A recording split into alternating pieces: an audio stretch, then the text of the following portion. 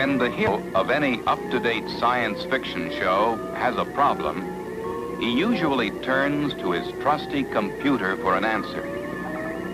Somehow or other, science fiction computers always manage to think of something. Sometimes they think so hard, they get uptight. They blow their cool.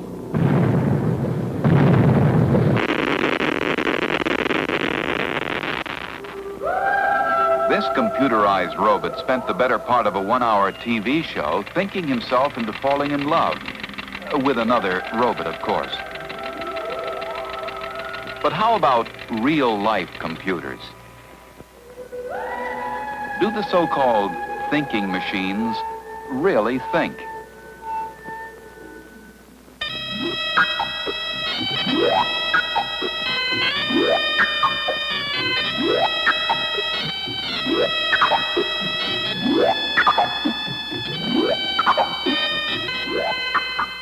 Well, do computers really think?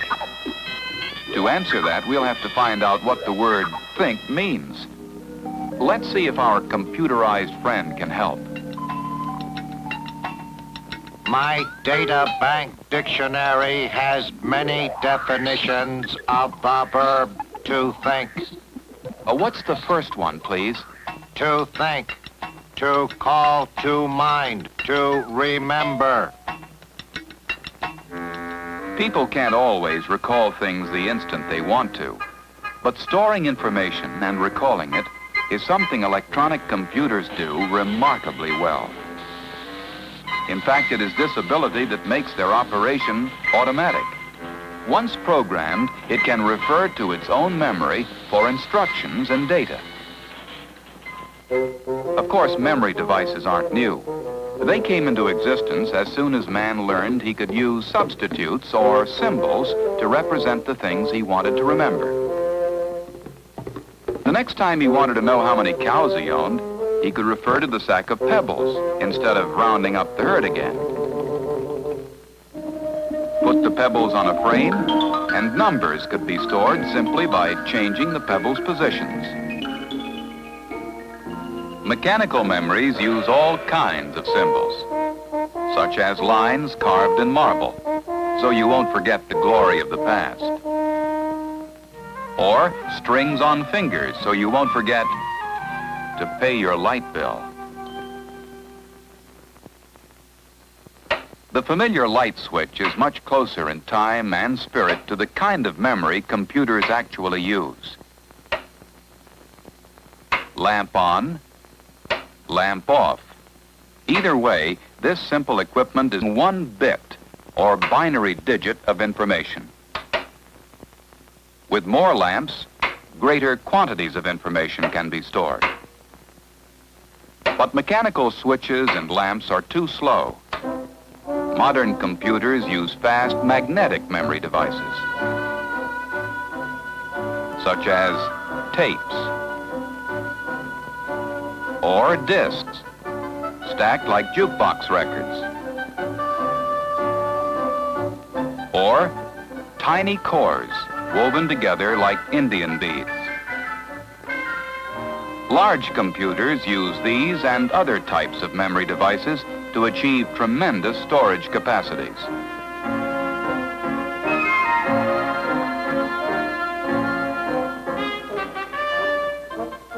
The computer being queried by this librarian can give her instant information on the whereabouts of any of the thousands of books in her charge.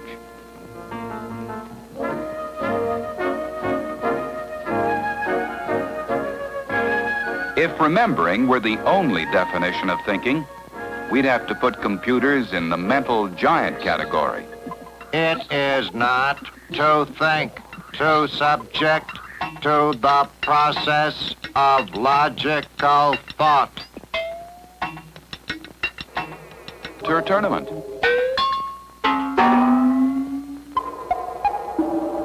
But how can a collection of wired hardware be capable of logic?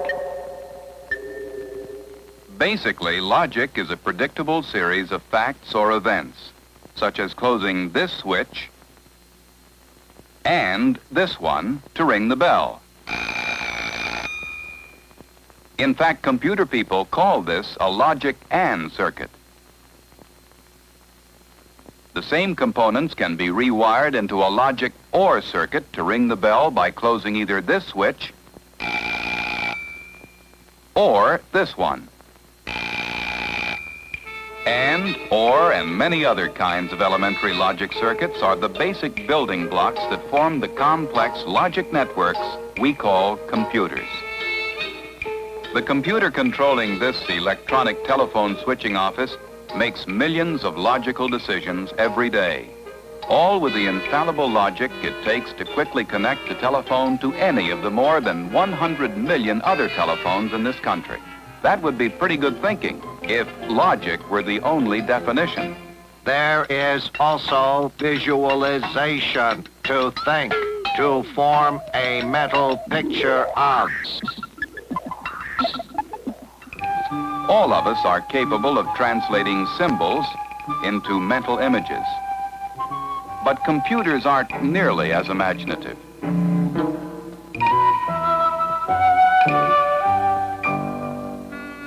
They are very good, however, at taking abstract data, processing it, and producing pictures on cathode ray tubes. These are the complex motions of an orbiting satellite as seen from outer space.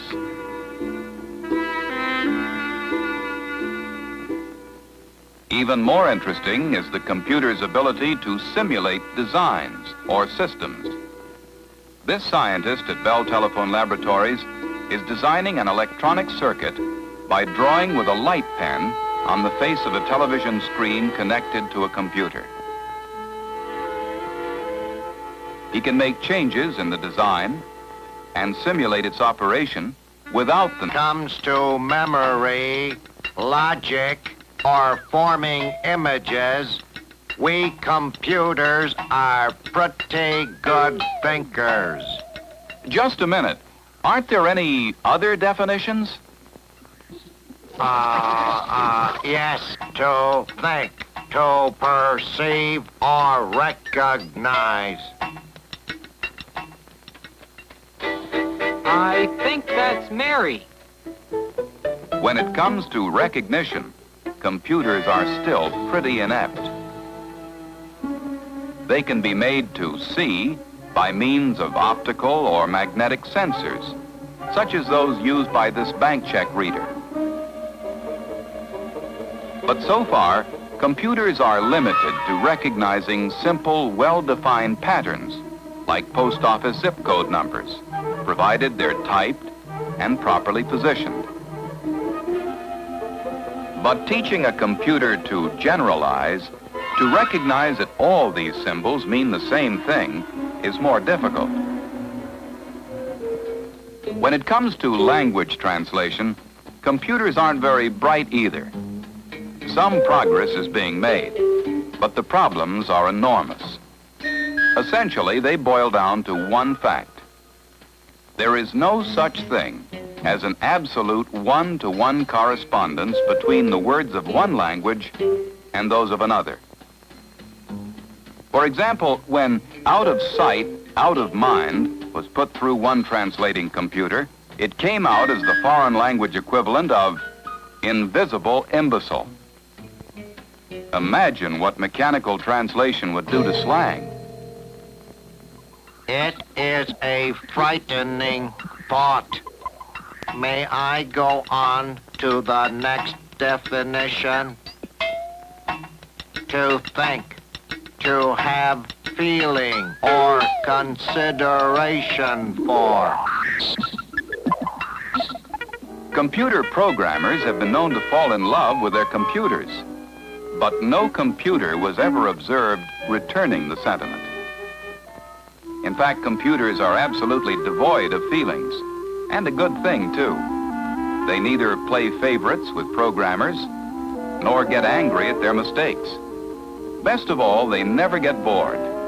Like other machines, they can do the same monotonous chores all day long without complaining.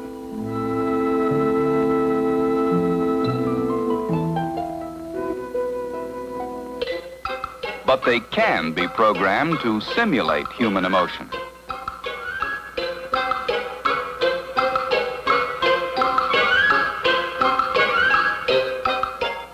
Getting arty?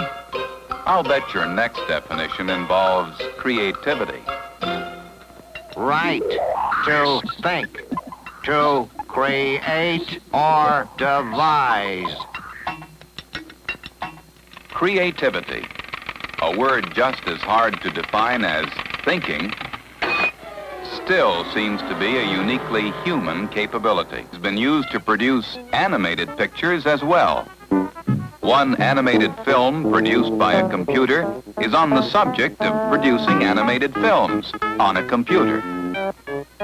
The technique has already produced some interesting results. Like the pictures, the music you are listening to was also produced by a computer.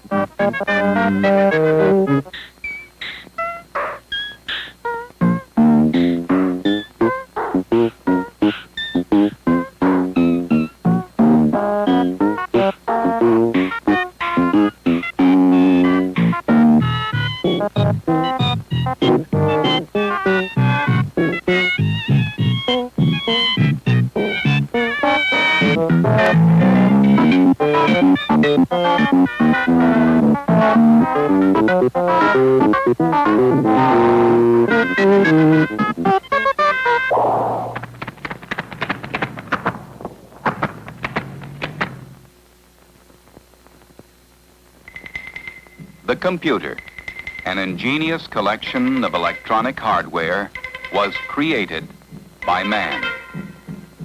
It is also man who creates the programs that make the computer the useful tool that it is. Without a program, a computer is no more productive than a player piano without a music roll, or a jukebox without a record. Still, whether the big machines are creative or not is irrelevant when you consider their usefulness and efficiency. Billions of correct mathematical operations between errors, the equivalent of 1,000 people computing for a lifetime without making a mistake. But do they think? Well, let's say they carry out some processes that are similar to human thought. Or better yet, let's just say it all depends on what you mean by thinking.